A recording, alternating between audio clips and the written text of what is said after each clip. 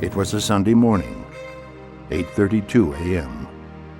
Vancouver, Vancouver, this is it, was the excited call on the radio from David A. Johnston to his colleagues. Within minutes, the colossal eruption had caused hundreds of millions of dollars in damage, and 57 lives were lost, including Dave Johnston. Earthquakes, fires, floods, oh my! A true story from Vicki Gardner Taylor. Disaster fatigue, as author Max Lucado calls it, comes with non-stop news from around the country and around the world of hurricanes, pandemics, floods, earthquakes, and fires, many resulting in intense evacuation scenarios. Where can we go for safety? I remember thinking about this when I worked as a career legal secretary. I'm now a retired paralegal. In Palo Alto, California, in the heart of Silicon Valley.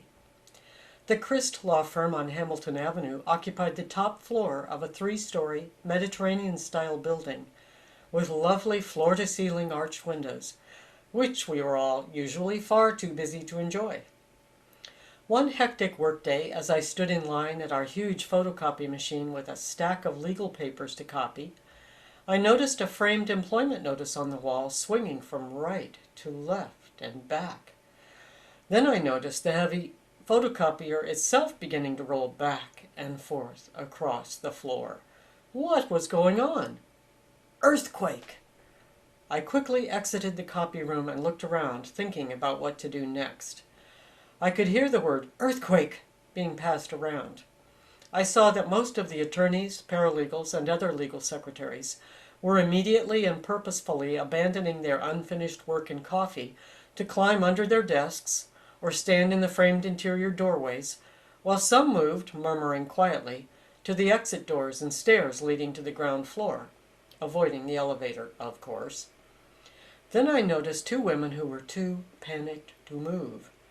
They remained rooted to the floor, near their desks, paralyzed with fear, far too near the floor-to-ceiling glass windows and unprotected from the roof if it collapsed, which thankfully it didn't, but we didn't know what would happen at the time. So I walked over as calmly as I could and invited them to walk down the 3 flights of stairs with me and step outside to where it would be relatively safer. They nodded mutely and followed me out. Once in the parking lot, we walked away from the building, which was still standing, over to my car, and I turned on the radio so we could listen to the news. It appeared this quake measured 5.7 on the Richter scale, but reports were still coming in and news was spotty. We all knew aftershocks are common after earthquakes. It was a scary situation. My 2 co-workers were beyond scared, clearly terrified. So I asked them to tell me more about themselves. One woman had lived in Japan, where she experienced the horrendous havoc and loss of life caused by tsunamis. We talked until she felt it was safe enough to go home when she got in her car and drove off. The other woman remained, obviously still unsettled. She blurted out, "That's it! California is not perfect. My husband and I are leaving this state now, and I'm not coming to work tomorrow." Surprised, I asked her to tell me more. She explained that before they moved to California, she and her husband had been searching for the perfect place to live. In fact, their search had already been going on for a few years by then. She'd heard Maine was perfect, so they'd moved to a woodsy little cabin in Maine, but then found Maine wasn't perfect. Next, they heard about a commune in New Mexico that sounded perfect, so they moved there, and found New Mexico wasn't perfect. Then they heard that California was beautiful and had perfect weather, so they moved here.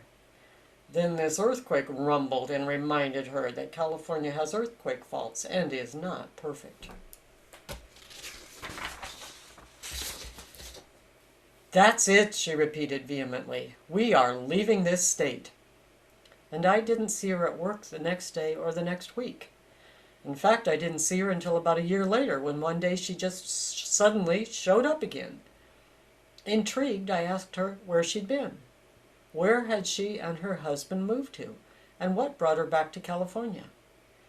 Oh, she began rapturously. We moved to a lovely little town in Oregon, about 30 miles from Mount St. Helens. And it blew.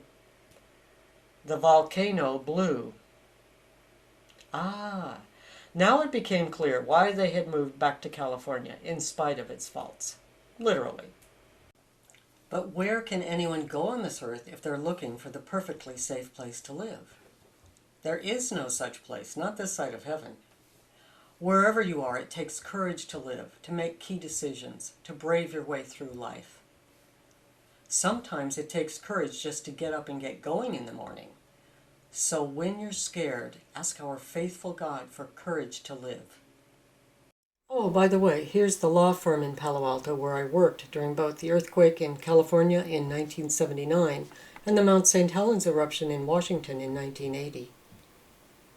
Here's a map of the 5.7 earthquake in California, which was centered in Santa Clara County, where I lived and worked at the time. Ah, beautiful Mount St. Helens, the fitfully sleeping volcano on May 17th, one day before its massive eruption. And Mount St. Helens at the moment of its volcanic eruption. A college student snapped this photo, taken May 18th, 1980. 2 years later, on May 19, 1982, Mount St. Helens looked coldly beautiful, but still had its hot volcanic core. 22 years later, in 2002, Morgan and I visited Mount St. Helens, which looked serene at the time. We were impressed with the abundant life and beauty that had emerged in the new landscape around Mount St. Helens. In these next photos from around 2010 to 2020, you can see why the volcano and area around it have today become a fertile field of study for all kinds of scientists, including creation scientists. The changes and transformation in the area that some thought should surely have taken millions of years to occur have instead taken mere decades. It's absolutely amazing. If you have the opportunity, go, explore, and see it for yourself. Enjoy the trip.